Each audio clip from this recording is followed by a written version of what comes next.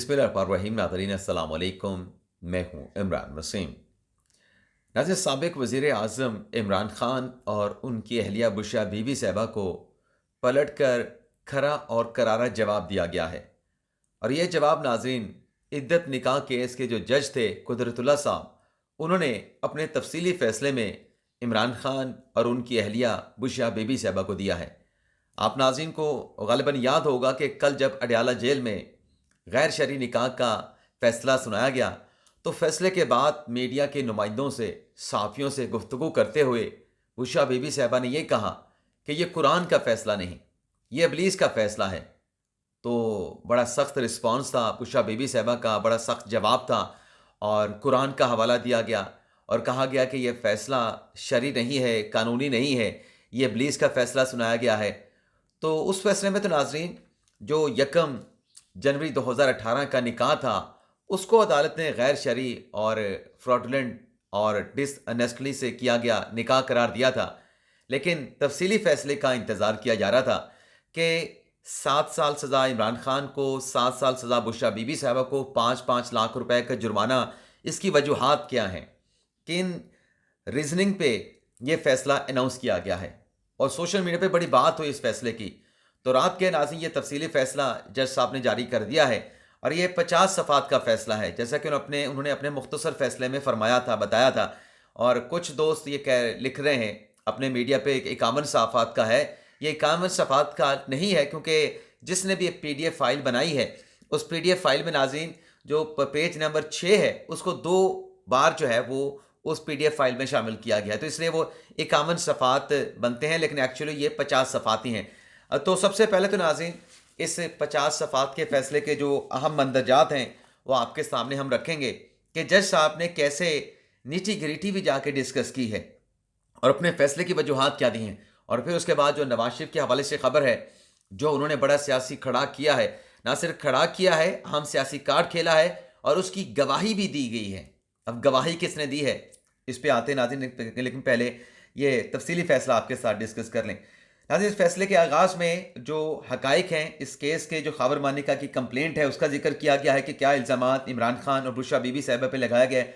उससे आगे चल के जो गवाहान के बयानात हैं, जो कि हल्फ़ पे रिकॉर्ड किया गया है, ओथ पे रिकॉर्ड किया गया है, ख़ाबर मानिका का, ओन चौधरी का, मुफ्ती सईद का और उसके साथ साथ जो सर्वेंट थे मोहम्मद लतीफ़ का।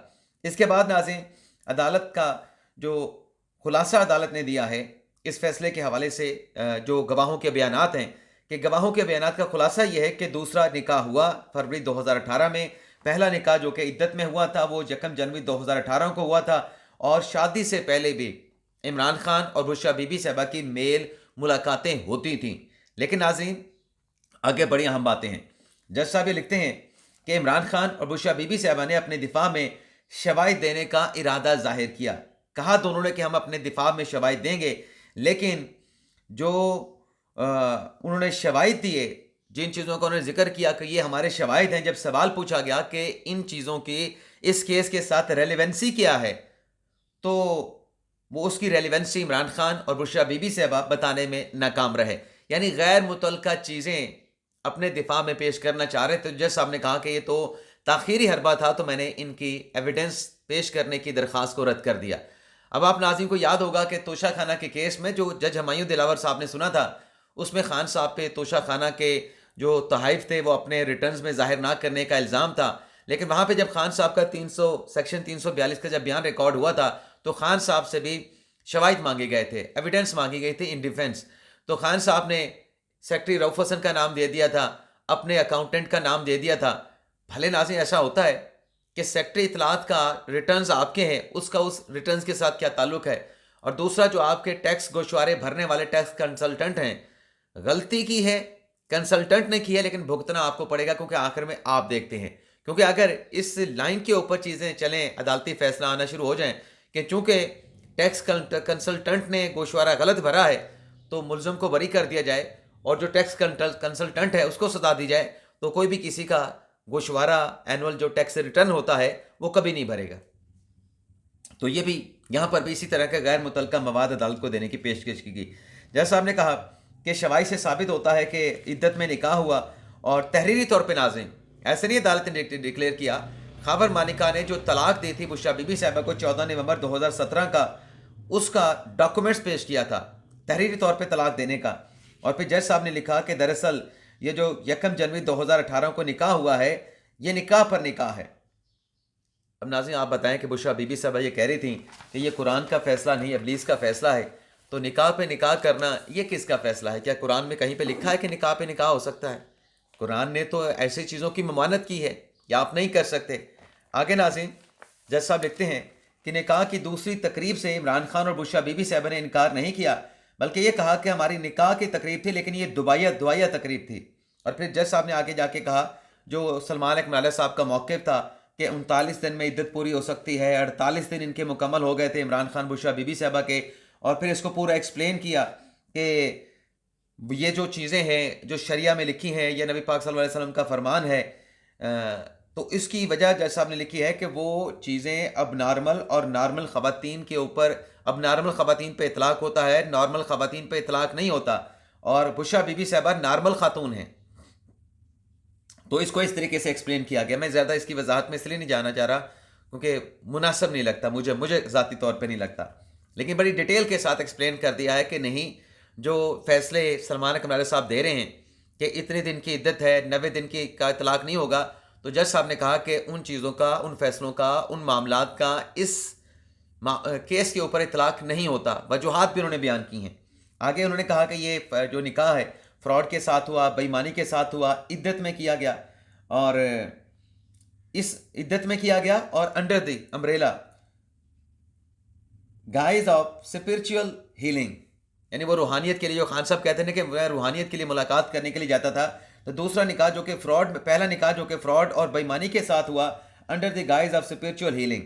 آگے جج صاحب لکھتے ہیں کہ دونوں نے انکار نہیں کیا، یعنی کس بات سے انکار نہیں کیا کہ شادی سے پہلے 1 جنوری 2018 کی شادی سے پہلے ان کی ملاقاتیں ہوتی تھیں، اس سے انکار نہیں کیا.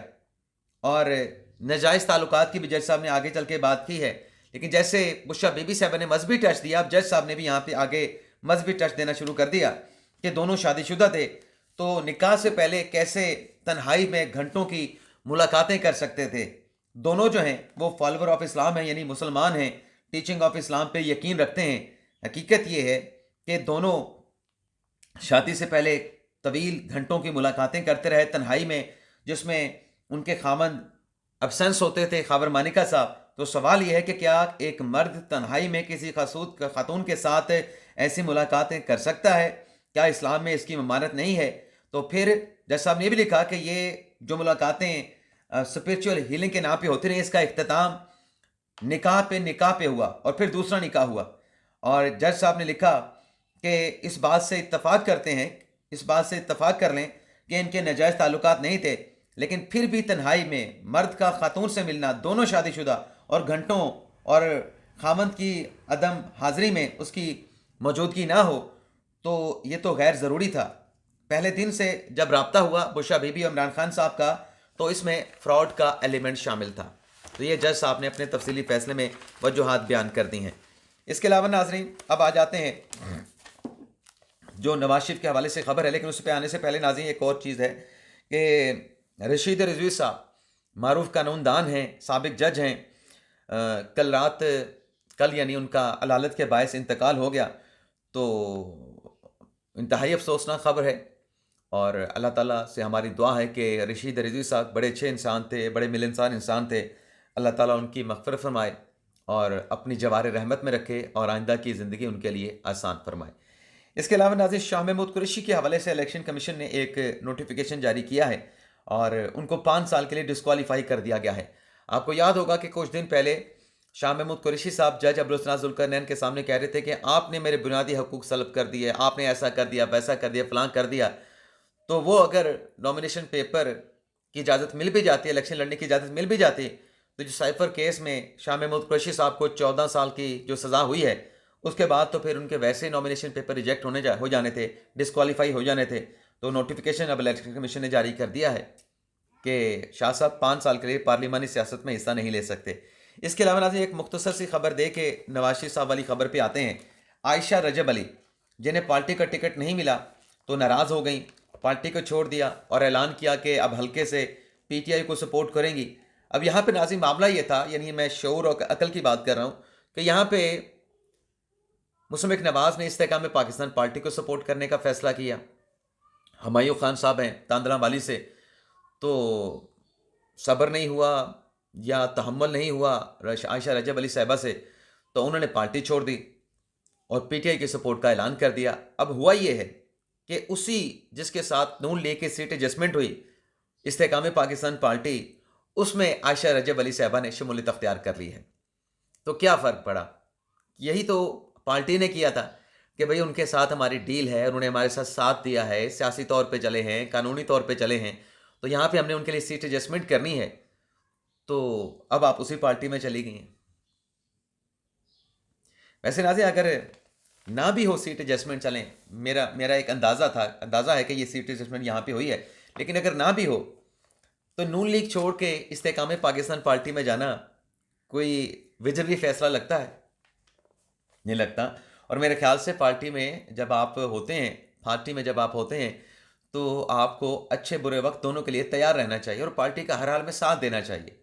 लेकिन बहरहाल हमारी बहन ने जो फैसला किया अच्छा ही होगा। अब आ जाते हैं नाज़रीन नवाज शरीफ नाज़रीन, आपको पता है कि आजकल मुशर्रफ नवाज़ के जलसे जुलूस कर रहे हैं, बल्कि जो इलेक्शन कैंपेन है उसको लीड कर रहे हैं।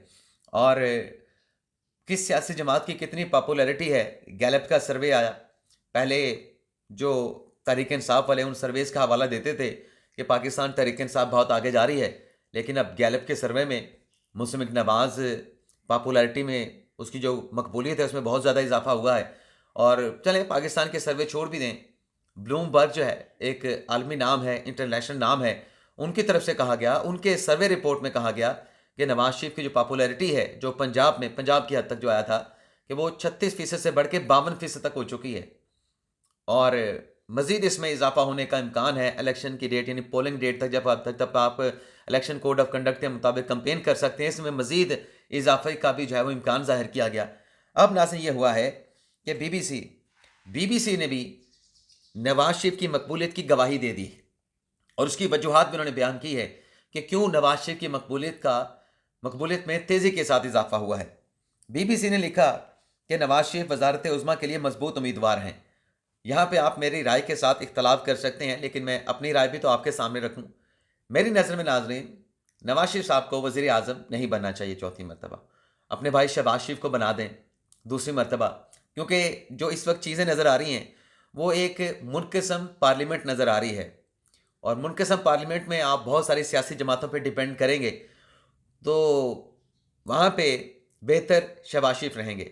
और अगर सिंपल मेजॉरिटी से बढ़ के आती है तब भी शहबाज शरीफ साहब को देना चाहिए और नवाज शरीफ साहब किंग मेकर का किरदार अदा करें या फिर सदर पाकिस्तान बन जाएं। ये मेरी राय है, आप इख्तलाफ भी कर सकते हैं। उसके बाद बीबीसी ने लिखा कि चौथी मरतबा बीबीसी ने नवाज शरीफ के वज़ीर आज़म बनने की पेशगोई कर दी और इस मकबूलियत की वजह नाज़रीन बीबीसी ने अपनी रिपोर्ट में यह लिखी है कि जब से वापसी हुई है नवाज शरीफ की, तब से अब तक जो सियासी कार्ड खेले हैं नवाज शरीफ ने, वो बड़े अच्छे अंदाज में, बड़े बेहतर अंदाज में नवाज शरीफ ने खेले हैं। यानी खामोशी के साथ कोई शोर शराबा किए बगैर जो पाकिस्तान तहरीक इंसाफ करती आई है, या आजकल जो हमारे नौजवान लीडर बिलावल भुट्टो जरदारी साहब कर रहे हैं, यानी हुकूमत में भी पीडीएम के साथ शामिल थे, वजारत ख़ारजा के मज़े भी लूटे और अब कहते हैं कि ये ऐसे हैं, ये वैसे हैं। मैं वो अल्फाज भी इस्तेमाल नहीं करता, मुनासिब नहीं होता। मेरी तो राय ये है कि ऐसी सियासत होनी चाहिए कि ये एक दूसरे को गलत इल्ज़ामात ये नहीं होने चाहिए। लेकिन बहरहाल गैलप का सर्वे आया, उसमें भी नून लीग की मकबूलियत का बताया गया, ब्लूमबर्ग ने भी नून लीग की मकबूलियत का बताया, अब बीबीसी ने भी उसकी गवाही दे दी है कि नवाज शरीफ चौथी मरतबा वज़ीर आज़म बनने की पेशगोई की है और कहा कि मजबूत उम्मीदवार हैं और बेहतरीन सियासी फैसले उन्होंने अब तक किए हैं जब से उनकी वापसी हुई है। इजाज़त चाहते हैं नाज़रीन, अल्लाह हाफ़िज़।